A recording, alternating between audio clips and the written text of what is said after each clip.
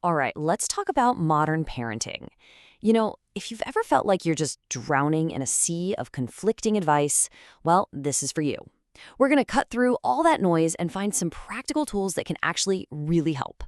So let's just start with a simple question. Have you ever felt like you're a full-time juggler? Yeah, if you're nodding along, you are definitely not alone. And let's be honest about what we're juggling here. It's not nice, simple balls. No, it's tantrums, a mountain of laundry that never, ever ends, and a constant flood of advice from everyone. And all of this is happening while you're worrying, is my kid okay? Am I doing this right?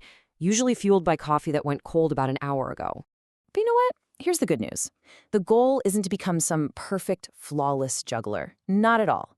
It's just about getting a better toolkit. So today, we're going to unpack 4 essential tools to help you manage all that chaos with a little more confidence. Okay, first up, tool number 1, micro hacks. Think of these as brilliant little tricks that give you these quick, satisfying wins in the day-to-day grind of having a newborn.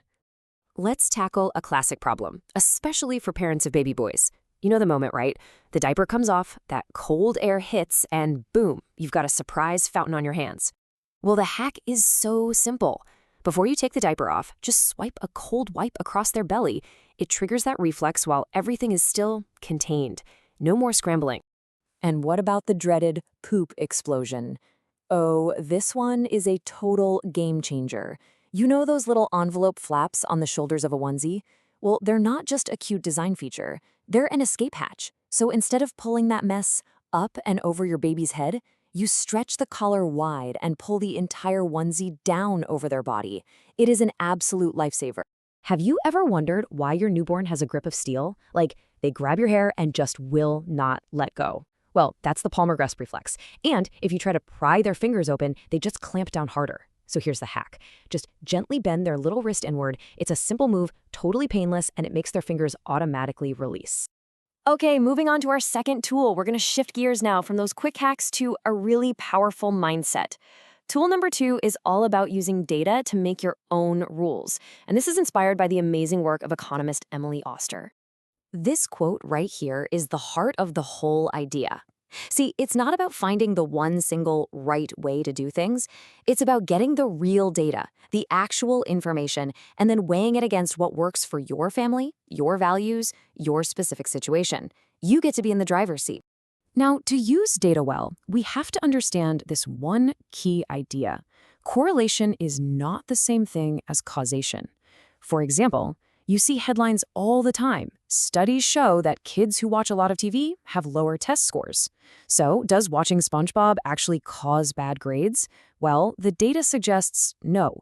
It's way more likely that there are other hidden factors at play. Understanding this helps you see past all those scary headlines.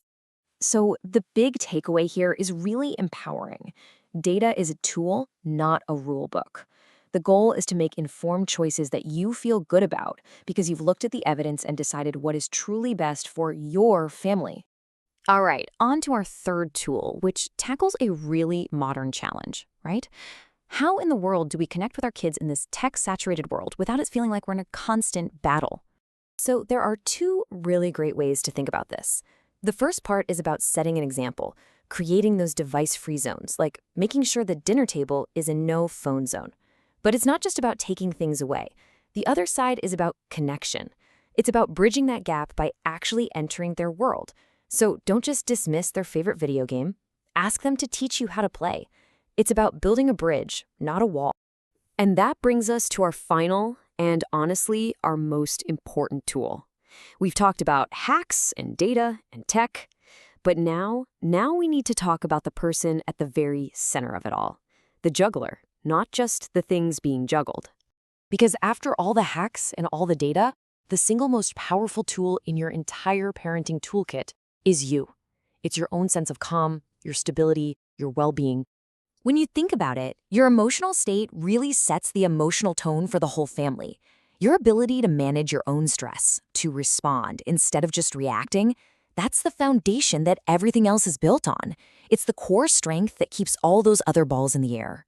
So let's take a quick look at our completed toolkit. We've got micro hacks for surviving the daily grind. We've got a data-driven mindset for making confident decisions. We've got strategies for connecting in a tech world. And holding it all together is the foundation, you and your own emotional well-being.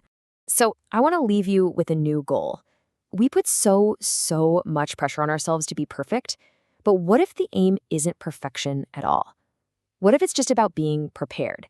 Being equipped with the right tools, the right mindset, ready to handle whatever comes next with a bit more confidence. That might just be the most powerful tool of all.